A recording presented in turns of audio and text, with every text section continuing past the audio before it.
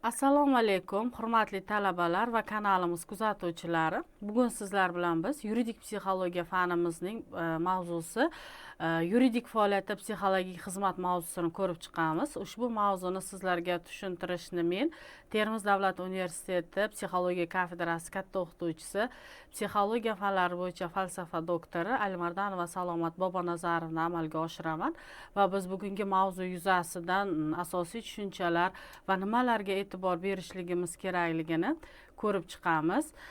Odatda yuridik soha buda psixologik xizmat ozgina murakkabligi bilan o'zini ahamiyatli tomonini ko'rsatadi va shuning uchun biz psixologik xizmat tushunchasi va uning zaruriyatini, psixologik xizmatni vujudga kelish tarixini hamda huquqni muhofaza qilish organlarida psixologik xizmat qay tartibda amalga oshirilishini ko'rib chiqamiz. Psixologik harakat va psixotexnika tushunchalari bor. Odatda psixologik xizmat, shuningdek xodimlarni psixologik rivojlanish imkoniyatlarini o'z vaqtida aniqlab berish, ularda xizmat jarayonida ruhiy taraflardan kuchli bo'lib, o'zlarini ruhiy qo'llab-quvvatlashga erishtirish uchun huquqni muhofaza qiluvchi organlarda ham psixologik xizmatlar yo'lga qo'yilgan. Bugungi kunda zamon shiddat bilan rivojlanishda va globallashuv jarayonining jadallik bilan o'sib borishi har bitta shaxsga ta'sir ko'rsatadi va bu jarayonda esa juda ko'plab narsalar muhim. Aynan muhimlari bizning ming yillik qadriyatlarimiz yoki odob axloq me'yorlarimiz.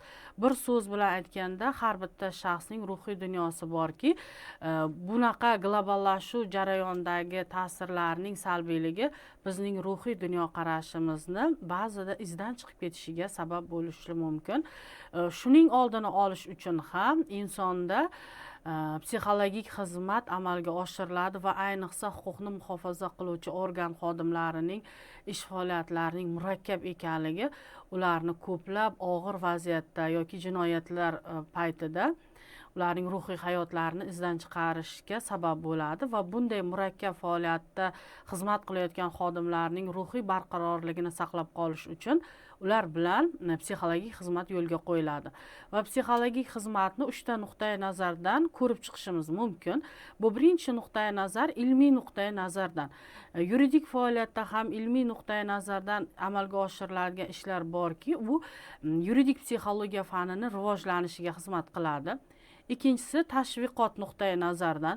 Biz odamlarda yuridik faoliyatda shug'ullanayotgan ko'plab xodimlar insonlar orasida targ'ibot ishlarini olib borib, ularga huquqiy bilim berish, huquqni tushunib yetish, o'z huquqlarini, burchlarini anglay olish to'g'risida ham bir qator ma'lumotlarni singdirib borishadi insonlar ongiga va odatda ko'plab xavfli jinoyatlardan saqlanish uchun insonlarga yo'l yo'riq ko'rsatadilar va bunday targ'ibot ishlarini olib borish uchun esa xodimning o'zi bilim bilan qurollangan bo'lishi kerak. Va ikkinchisi amaliy nuqtai nazardan psixologik xizmat shu narsani ko'rsatadiki, yuridik sohada psixologik xizmatni tashkil etish davomida ko'plab olib borilgan ishlar yuzasidan ko'pgina jinoyatlarni ochishga sud ekspertiza, psixologik ekspertizani ta'minlanishi va sud psixologik ekspertiza davomida jinoyatchi shaxsi yoki jabrlanuvchilar bilan psixologik tekshiruvlar olib borish natijasida aniqlangan va amaliy qo'lga kiritilgan amaliy ma'lumotlar kelgusida yuridik psixologiyani rivojlantirish uchun ular xizmat qilishligini biz e'tirof etishimiz mumkin. Yuridik faoliyatda psixologik xizmat tashviqot nuqtai nazaridan xodimlarni psixologik bilimlarini nazarda tutadi deb ta'kidladik va aynan huquqni muhofaza qiluvchi organ xodimlarida ham psixologik bilimlar shart va buni egallash dolzarb muammo bo'lib hisoblanadi. Psixologik xizmatni psixologiya ixtisosligi bo'yicha oliy ma'lumotga ega bo'lgan psixolog yoki qayta tayyorlashdan o'tib amaliyotchi psixolog malakasiga ega bo'lgan oliy ma'lumotli pedagoglar ham amalga oshirishlari mumkin va bu psixologik xizmatda ishni to'la ta'minlab berish uchun faoliyat ko'rsatayotgan xodimlarning ruhiy holatida psixodiagnostik ishlar yoki ulardagi ayrim salbiy o'zgarishlar bo'yicha psixokorreksion ishlar hamda rivojlantiruvchi metodlarni ishlab chiqish bu nazariy asosga bag'ishlangan ilmiy tadqiqotlarni o'z ichiga oladi. Biz psixodiagnostikada yoki psixokorreksiyada yoki rivojlantirish metodlar orqali qo'llash orqali yuridik sohadagi xodimlar haqida qo'lga kiritgan ma'lumotlarimizni fanning rivojlanishi yo'lida ishlatishligimiz mumkin. Psixologik xizmatni vujudga kelish tarixi ko'p yillik tarixga ega va psixologik xizmat Amerika Qo'shma Shtatlarida 1800-yillardan boshlab rivojlana boshladi. Amerikaning amaliyotchi psixologlari o'z-o'zini rivojlantirish muammosini o'rgangan eksperimental psixologlar edi va Amerika maktablarida aqliy taraqqiyotning koeffitsiyentini o'rganishga bag'ishlangan ilk psixologik xizmatlar guidance xizmatining rivojlanishiga olib keldi. Va bundan tashqari fransuz maktablari, o'sha fransuz psixologiya maktabining eng yirik namoyandasidan biri Alfred Bineni ta'kidlab o'tishimiz zarur va shart. Alfred Bine 1894-yilda o'z faoliyatini amalga oshirishni boshlagan va psixodiagnostik ishlarga juda katta ahamiyat bergan. Bine 1905-yilda Fransiyaning ta'lim vaziri Binega murojaat qilib, o'quv jarayonidagi o'quvchilarni aqliy koeffitsiyentlarini tekshirish va bolalarni aqliy taraqqiyotda ortda qolgan bolalarni alohida ajratib olib, ularga maxsus o'qitish mashg'ulotlarini foydalanish yuzasidan Binega murojaat qiladi va shu yilda Bine o'quvchilarni aqliy rivojlanish darajasini aniqlovchi testlarni yaratgan va ushbu testlarga hali hamon psixologiyada murojaat etiladi va buning o'rni juda katta. Huquqni muhofaza qilish organlarida xizmat qilayotgan xodimlarni tarbiyalab borish bugungi kunda jamiyatimizda anchagina yosharganini qayd etishimiz mumkin va bunga misol qilib Temuriylar maktabini misol keltirishimiz mumkin. Ya'ni psixologik xizmatning maqsadi bu shaxsni har tomonlama shakllantirish, rivojlantirish va ularni faol ijtimoiylashuvga xizmat qilish, barcha yosh davrlarda ham insonning psixologik salomatligini muhofaza qilish uchun kerakli bo'lgan shart-sharoitni yaratishdan iborat bo'lib hisoblanadi. Va bugun Temurbeklar maktabiga o'qishga qabul qilinadigan bolalarimizni o'g'il bolalar va qiz bolalar ham psixologik tekshiruvdan o'tish orqali ular o'qishlarga qabul qilinadi.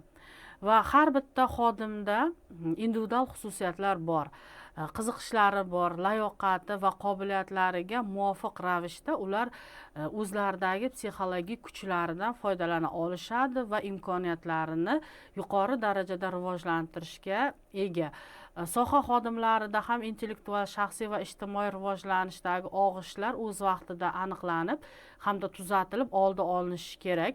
Biz yuqorida aytdik, qat'iy ish tartibi va ularda belgilangan tartib qoidalarining, ustav va nizomlarning juda amal qilinishiga nisbatan sadoqatlilik kabi ko'pgina holatlar va qat'iy tartib intizom inson psixologiyasiga yoki inson psixikasiga murakkablikni keltirib chiqaradi va doimiy ravishda qat'iy belgilangan rejimda ish olib borish huquqni muhofaza qilish organlari xodimlaridagi psixologik salomatlikni muhofaza qilishni asosiy o'rinda ekanligiga amin bo'lamiz va iqtidorli mutaxassislarni ijodiy rivojlanishiga yordam berish maqsadida psixologik kuzatish va qo'llab-quvvatlash inobatga olinadi va eng muhimi huquqni muhofaza qiluvchi organ xodimlari faoliyatidan kelib chiqadigan nizolarni oldini olish va nizolarni bartaraf etish bo'yicha eng maqbul choralarni tanlab olish va zaruriy qarorlarga kelish va bu qarorlarni qabul qilishda xatoga yo'l qo'ymaslik uchun ham ularning psixikasi doimiy ravishda charxlanib borishlari kerak. Va odatda huquqni muhofaza qiluvchi organ vakillarida shaxsiy muammolar va ziddiyatli munosabatlarni konstruktiv yo'l bilan hal qilishga psixologik yordam ko'rsatiladi va shaxsni ichki psixologik imkoniyatlarini safarbar qilish uchun shart-sharoitlar yaratiladi. Va psixologik xizmatning asosiy yo'nalishlari bor. Bular psixologik ma'rifat. Buni birinchisi bilimlarni, aynan psixologik bilimlarni egallash maqsadida psixologik madaniyatni oshirib borish. shaxslarda ushbu xizmat turini amalga oshirishda kiyinish, shaxsiy sifatlarga e'tibor berish, xarakter xususiyatlariga, qobiliyatlariga, layoqatiga baho bera olish bilan bog'liq bir qator bilimlarni, ularni qiziqishlarini rivojlantirish va muloqotga nisbatan ijobiy munosabatni shakllantirish quyidagi ko'rinishlarda amalga oshiriladi. Individual suhbatlar, ochiq darslar, seminarlar va maslahatlar, shuningdek ommaviy axborot vositalari orqali psixologik bilimlarni targ'ib qilish orqali psixologik ma'rifat asosiy yo'nalishni bajarishimiz mumkin. Va yuridik tashkilotlarda psixologik xizmat ko'rinishining eng asosiy mexanizmidan biri bu psixologik trening hamda tushuntirish usuli bo'lib hisoblanadi. Muhim komponent bor va bu muhim komponent bu xodimni psixologiya asoslari va uni ish muhitida qo'llash usullariga o'rgatishdir. Muntazam seminarlar, mahorat darslari va o'quv dasturlarini psixologik mexanizmlarni yuzaga kelishning asosiy psixologik usullarini chuqurroq tushunib olishga imkon beradi. Va yana bitta mexanizm bu amaliy tushuntirishlar va illyustratsiyalar usuli bo'lib hisoblanadi. Bu amaliy huquqiy amaliyotdan amaliy misollar va holatlardan foydalanish xodimlarga psixologik tushunchalarni yaxshiroq tushunishga yordam beradi. Axborotning aniqligi va ravshanligi psixologik usullarni muvaffaqiyatli qo'llanish ssenariylarini ko'rib chiqishni amalga oshirib beradi. Sababiki yuridik tashkilotlarda faoliyat olib boradigan tergovchilar turli xil yoshdagilar, masalan voyaga yetmagan o'g'il bolalar, qiz bolalar yoki yetuklik davridagi yoki talabalar shaxsidagi yosh davrlarga munosib bo'lgan ayol va erkak jinsiga tegishli bo'lgan ko'pgina fuqarolarni ular tergov jarayonida savol javob qilishadi va bu savol javob jarayonida ayblanuvchini deylik o'z qilmishlarini qanday izohlayotganligi, u rost gapiryapti yoki yolg'onligini aniqlab olish uchun ham ularda psixologik xizmat amalga oshirilishi kerak. Va keyingi mexanizm bu individual maslahatlashuvlar va sessiyalar usuli. Psixolog bilan individual maslahatlashuvlar advokatlarga shaxsiy ehtiyojlari va tashvishlarini muhokama qilishni imkon beradi va ushbu tadbirlar o'quvchilarga his-tuyg'ularni tushunib olish va nizolarni hal qilish, o'zidagi hissiyotlarni boshqara olish va eng to'g'ri hissiyot turini tanlab, o'zidagi strategiyalarni ishlab chiqishga yordam beradi. Va keyingisi guruhlarni tayyorlash va jamoat tuzilish faoliyati usuli. Doimo psixologik treningda guruhiy ishlash individual ishlashdan ko'ra samaraliroq deb topilgan va chunki guruhdagi odamlar bir-birini muammolarini tahlil qilish orqali ular bir-birini qo'llab-quvvatlashga asoslangan bo'lishadi. Shaxs o'z muammosini tushuntirayotganda yoki o'z muammosiga yechim izlayotganda ko'plab qiyinchilikka duch keladi, lekin shu muammoni aynan boshqa kishida ko'rganda u zudlik bilan yechim topa oladi. Xuddi mana shu usuldan biz guruhiyni tayyorlash hamda guruhlar bilan ishlashda qo'llasak juda yaxshi samaraga erishishimiz mumkin. Keyingi mexanizmimiz bu texnologik innovatsiyalar va kadrlar tayyorlash usuli. Virtual ta'lim, webinar va onlayn kurslar kabi zamonaviy texnologiyalardan foydalanish ta'lim jarayoniga yanada moslashuvchanlikni oshiradi va qulaylikni ta'minlaydi. Shuning uchun o'quv materiallari doimo mavjud bo'lishini ta'minlab boradi. Keyingisi bu asosiy voqealar muvaffaqiyatlarning tahlil usuli. Asosiy faktlardan foydalanish va muvaffaqiyatli hikoyalarni tahlil qilish insonga yordam beradi va ko'plab psixologik strategiyalarni hal qilishga asos bo'ladi. Bu usullar bilan tadqiqot olib borish va olingan bilimlarni amaliyotda qo'llash hamda o'rganish imkoniyatini bera oladi har bitta bu xizmatdan foydalangan insonlar uchun.